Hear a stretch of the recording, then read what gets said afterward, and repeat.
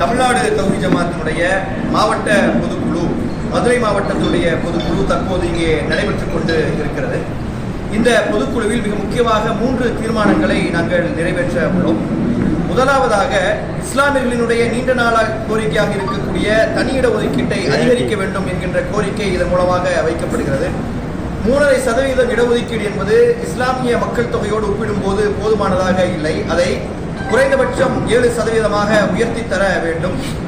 நீங்கள் ஆட்சிக்கு வருவதற்கு முன்னர் இந்த கோரிக்கையை நிறைவேற்றுவோம் என்கின்ற வாக்குறுதியை வழங்கியிருக்கிறீர்கள் என்கின்ற ஒரு விஷயத்தை திராவிட முன்னேற்றக் கழக அரசாங்கத்திற்கு நாங்கள் ஏற்கனவே சில முறை நினைவூட்டி இருக்கின்றோம்.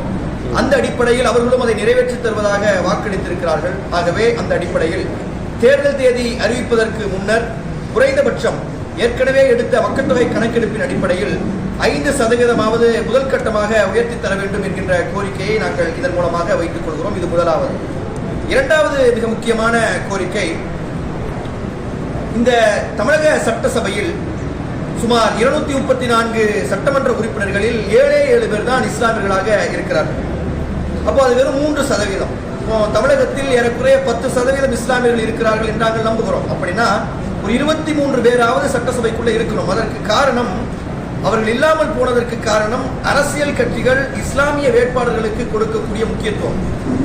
அப்போ அந்த முக்கியத்துவத்தை கொடுத்து வேட்பாளர்களை அறிவிக்கக்கூடிய நேரத்தில் ஜனநாயக சக்திகளும்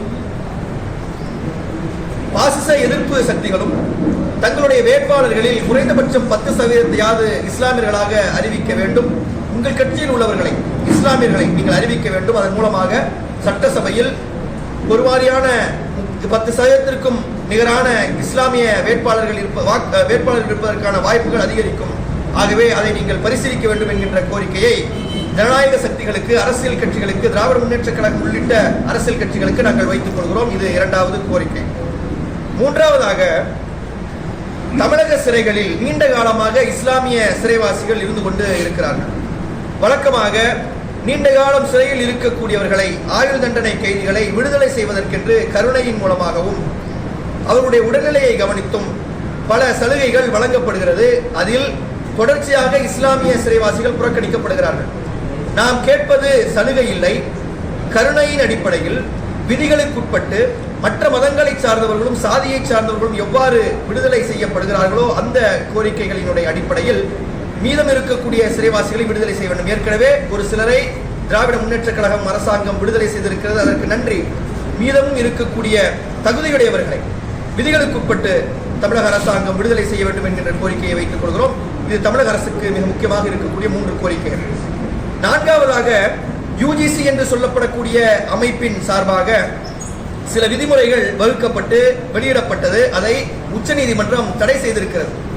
ஈக்குவாலிட்டி என்பதை உறுதி செய்வதற்காக, அதாவது பல்கலைக்கழகங்களில் பிற்படுத்தப்பட்ட தாழ்த்தப்பட்ட மாணவர்களுக்கு இழைக்கப்படக்கூடிய கொடுமைகள் தடுத்து நிறுத்தப்பட வேண்டும் என்பதற்காக அதை கண்காணிப்பதற்கு அமைக்கப்பட வேண்டிய அந்த சென்டரை தடுத்திருக்கிறார்கள். இன்றைக்கு ஏறக்குறைய 90க்கும் அதிகமான பிற்படுத்தப்பட்ட மாணவர்கள் இறந்து போயிருக்கிறார்கள், தற்கொலை செய்திருக்கிறார்கள். அதற்கு காரணம் அங்கே நிலவக்கூடிய சாதிய வேற்றுமை, உயர் சாதியை சார்ந்தவர்கள் அவர்களுக்கு கொடுக்கக்கூடிய அழுத்தம். ரோஹித் வெமுலாவில் இருந்து நூற்றுக்கணக்கான மாணவர்கள் மரணத்திற்கு காரணமான இந்த சாதிய பாகுபாடுகளை தடுத்து நிறுத்துவதற்கான இந்த அமைப்பை, ஈக்குவாலிட்டி சென்டரை, ஈக்குவல் ஆப்பர்ச்சுனிட்டி அண்ட் ஈக்குவாலிட்டி சென்டரை உடனடியாக அமைப்பதற்கு மத்திய அரசாங்கம் உரிய நடவடிக்கைகளை எடுக்க வேண்டும் என்கின்ற கோரிக்கையும் இதன் மூலமாக நாங்கள் வைத்துக் கொள்கிறோம்.